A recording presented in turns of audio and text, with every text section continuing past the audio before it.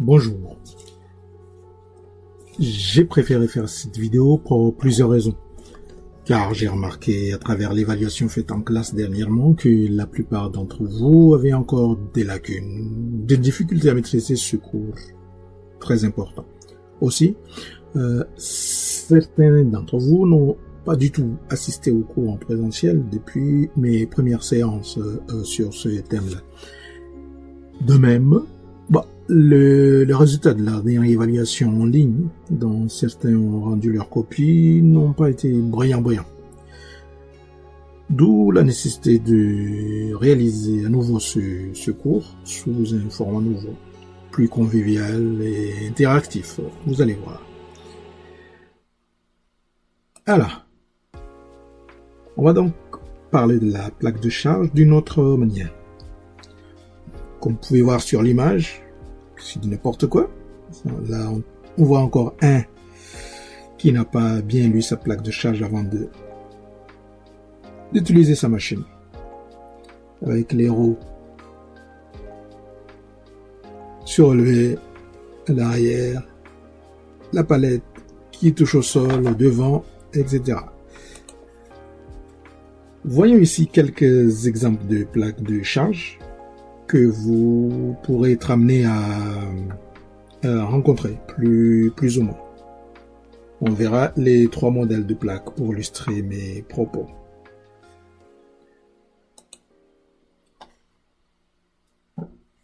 Alors, à quoi sert la plaque de charge, pardon.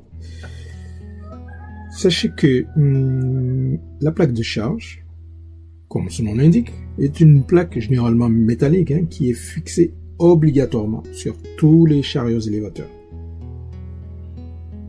Elles peuvent être sous forme d'autocollants aussi rigides, collés sur le chariot.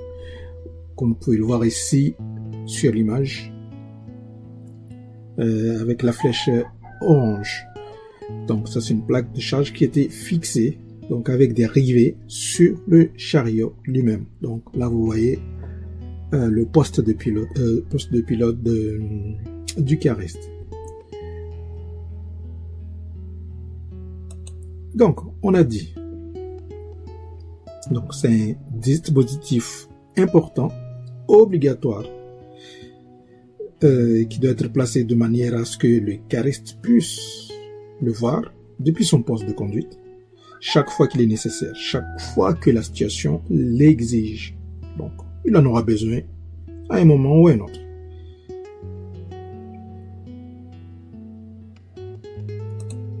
Alors, à quoi sert donc la plaque? Premièrement, elle sert à donner des indications au cariste. Ça lui donne des informations sur quel poids maximal sa machine peut soulever comme charge. D'accord? Aussi, à quelle hauteur maximale son engin peut le faire. Deuxièmement, elle sert bien évidemment à éviter des accidents lors des manipulations de charge. Je dirais même que c'est le but principal même de la plaque avant tout. En effet, bien respecter sa plaque, bien respecter les indications permet d'éviter le renversement du chariot, d'éviter les renversements de la marchandise et forcément d'éviter des accidents pour le cariste et tous ceux qui travaillent à proximité. Alors, avant d'aller plus loin, on va décortiquer deux notions majeures qui doivent être bien comprises et bien prises en compte lors des manipulations ou déplacements des charges. C'est la notion de distance D et la notion de centre de gravité. Pour la distance D, observons l'image ci-dessous. la palette, le chariot élévateur et le monsieur en tenue orange. Il s'agit ici d'une palette Europe de dimension standard, donc 1,20 m de long sur 0,80 m de large. Autrement dit, 1200 mm de long et 800 mm de large. Et aussi, comme on l'a vu encore, on peut aussi dire 120 cm de long sur 80 cm de large. Donc, pour faire très simple, disons que la distance D est tout simplement la longueur qui part. Ici vous avez la fourche, les fourches du chariot. Ok. Ici et ici les fourches. Donc, on a dit que la distance D est la longueur qui part du talon de fourche ici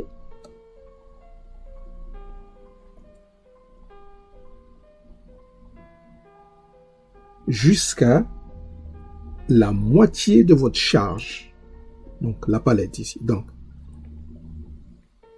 jusqu'à la moitié ici. C'est ça la distance D. D'accord?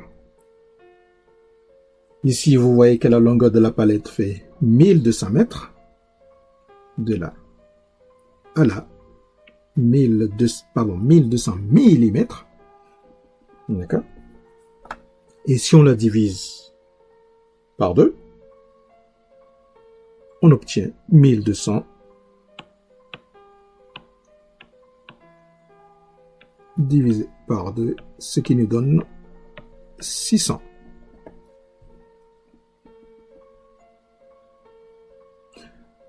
Donc, on dira donc que la distance, qu'on va appeler D par convention, est de 600 millimètres.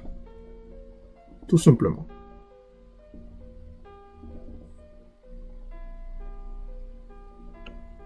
Longueur totale, 1200. Et la largeur, 800.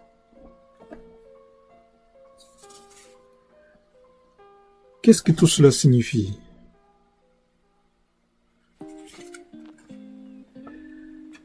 Pour faire court,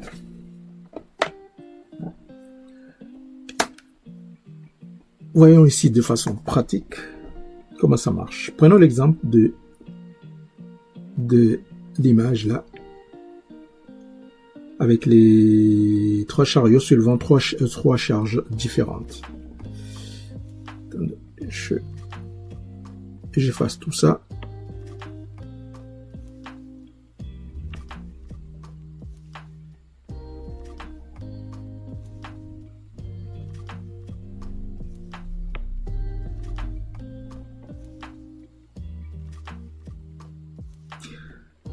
Sur le premier chariot, ici, la charge mesure 1 mètre de long. Donc, longueur totale mesurée depuis le talon de fourche, ici. Depuis le talon de fourche. Donc, longueur totale, ici, si elle est de 1 mètre.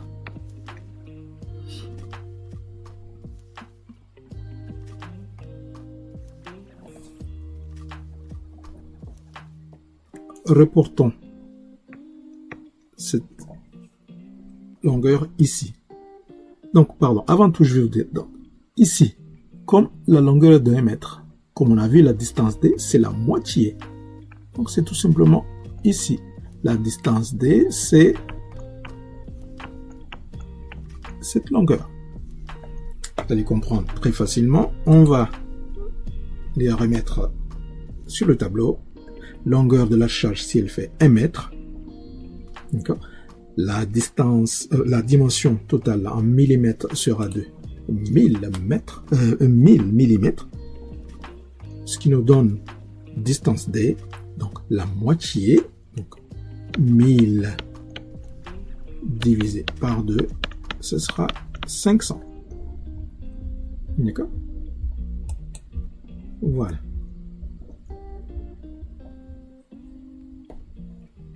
On fera pareil pour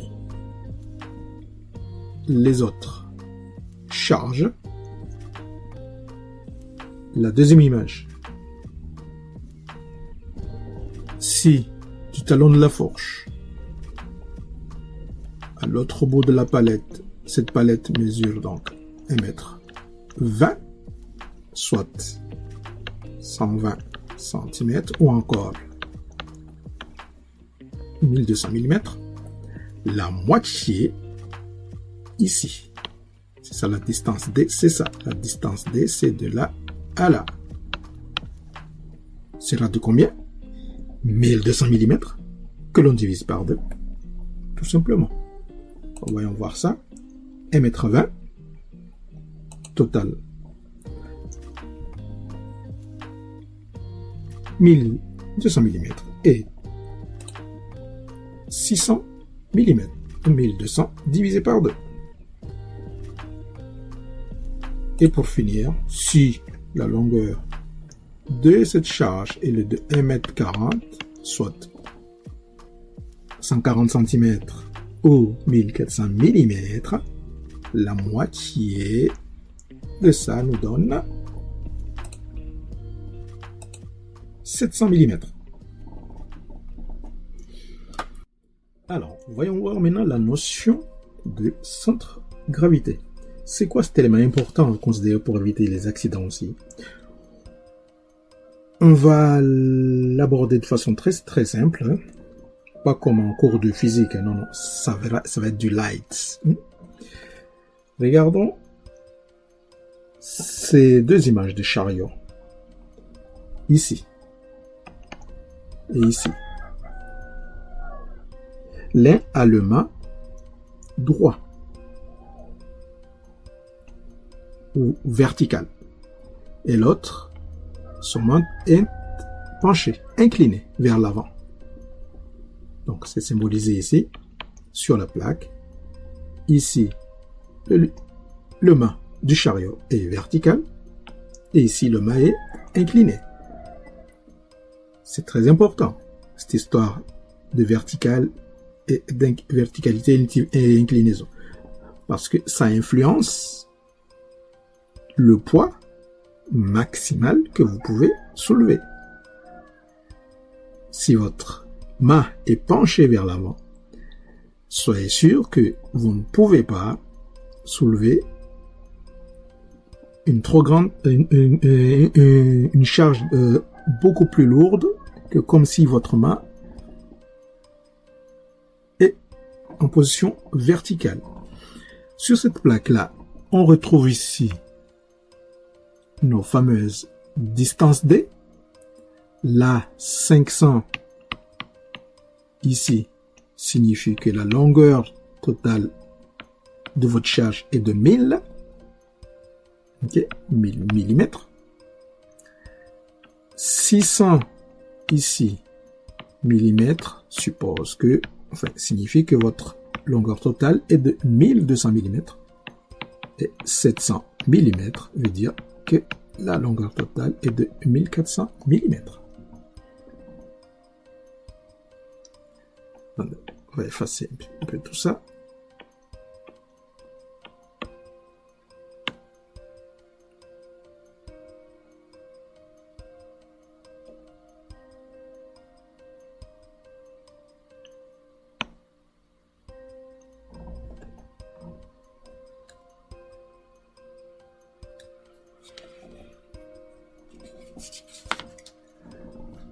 Qu'est-ce que cela signifie? Cette histoire de centre de gravité et d'inclinaison des mâts. Sur cette, c'est que en situation normale, en situation réelle de travail, selon que votre mât soit incliné au vertical, d'accord, votre chariot se comportera différemment lorsque vous manipulez des charges en hauteur. Cette charge peut déséquilibrer fortement votre chariot, avec risque de basculement de la charge et du chariot. Et c'est cela, tout simplement, c'est cela qui est tout simplement lié au phénomène du centre de gravité. En effet, on va le voir ici, sur l'image. Une palette. Attendez, je vais plutôt mettre la pipette gauche. Donc, si on regarde cette palette, une palette comporte en son sein ce qu'on appelle un centre de gravité qui peut se déplacer selon l'état de la palettisation. Si les colis sont placés de façon homogène, donc palette, votre charge est bien palettisée, ou les colis sont placés de façon hétérogène, par exemple. Donc, suivant le cas, le centre de gravité va se déplacer et ça aura des incidences sur votre charge pendant la manipulation en hauteur. Donc, sur ce premier chariot ici, on voit une palette sur laquelle les colis sont placés de façon homogène. Le centre de gravité, donc, sur là, et se trouve ici. D'accord? On ne peut pas voir le centre de gravité parce que c'est un point virtuel, imaginaire, donc on ne peut pas le voir, mais on le symbolise ici. On doit avoir conscience, okay, qu'il y a cette notion de centre de gravité.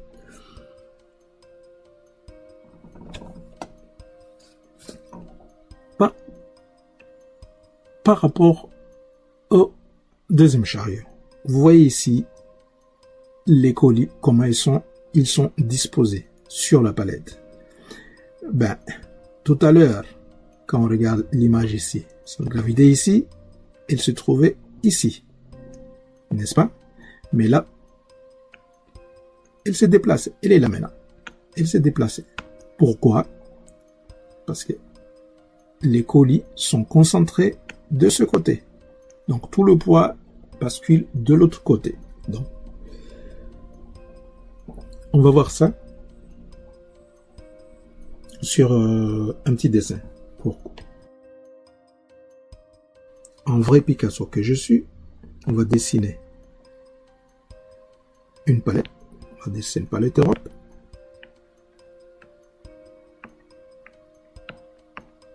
Sur laquelle on a placé des colis.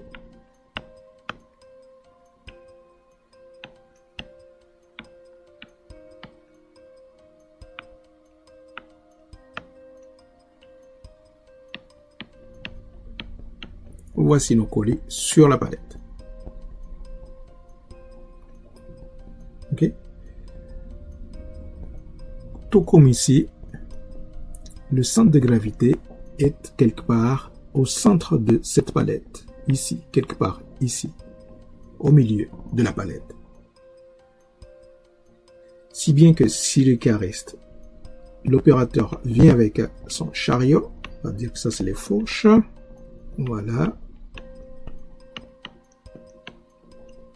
Il vient avec son chariot, les fourches ici, qui veut soulever cette palette. Bon, la palette va bien se comporter, parce qu'elle est bien homogène, les colis sont bien placés dessus, le centre de gravité, il est ici au centre, tout va bien. Contrairement à cette situation ici, on va redessiner notre palette. Palette Europe, sur laquelle on a placé des colis.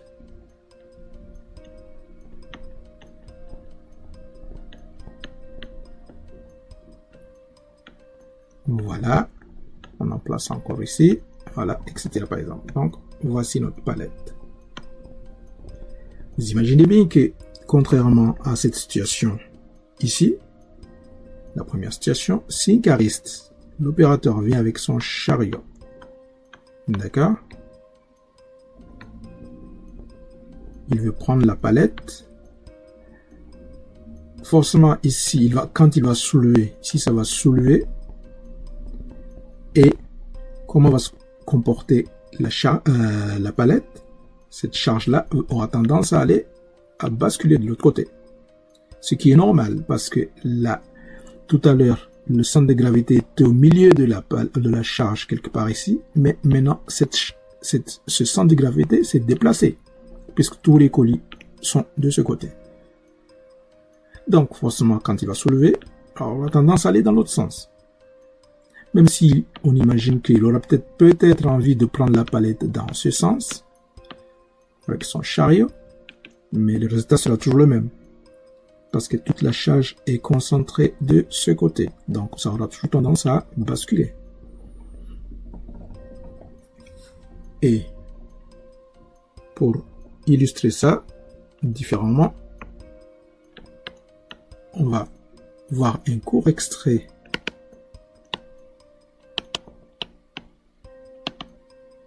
d'une petite vidéo. Donc,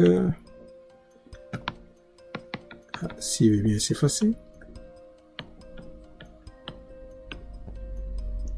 Voilà. C'est mieux. Donc, ouvrez l'œil, je vous mets un court extrait